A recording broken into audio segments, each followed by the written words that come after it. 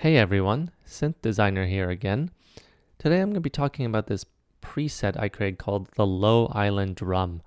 Now it's a pretty basic preset, but it has a cool sound to it that really has that island vibe. So here it is.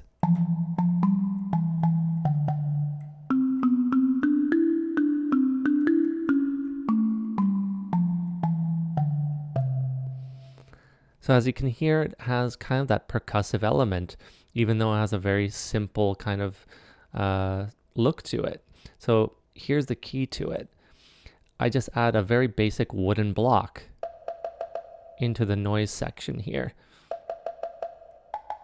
And that creates that percussive element, so you can hear it without it. It's a very basic sine wave here, really nothing to speak of, but with it,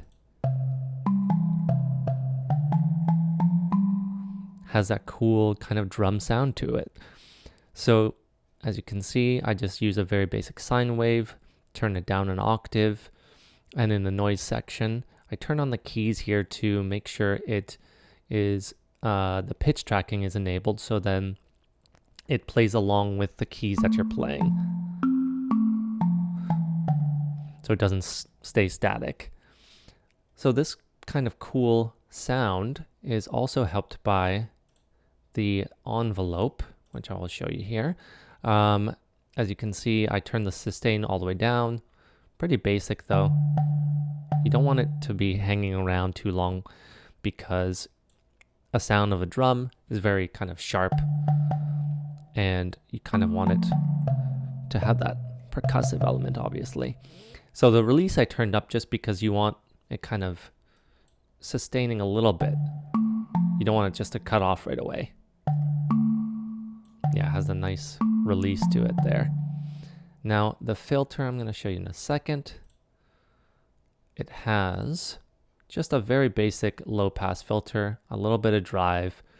Really, I turned up the fat a little bit because I feel like that really helps the sound here. You don't want to use too much of a filter here, because then you start really losing the sound. It's just a very basic sine wave, so you could really get into the sub bass region.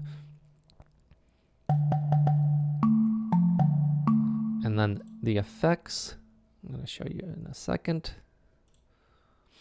Effects are super simple, just basic reverb here, and a little bit of EQ to cut out the lows. The reverb, here's with it off. Very dry sounding reverb. Has a nice rounded sound to it now. And that's it. I mean, this could be used in a lot of different ways. It's just a cool, fun sound and very simple to create. So remember, just use that wooden block that you have in your DAW, put it in there, and match it with a sine wave, and that's about it. So hopefully you'll use this somehow, and see you next time.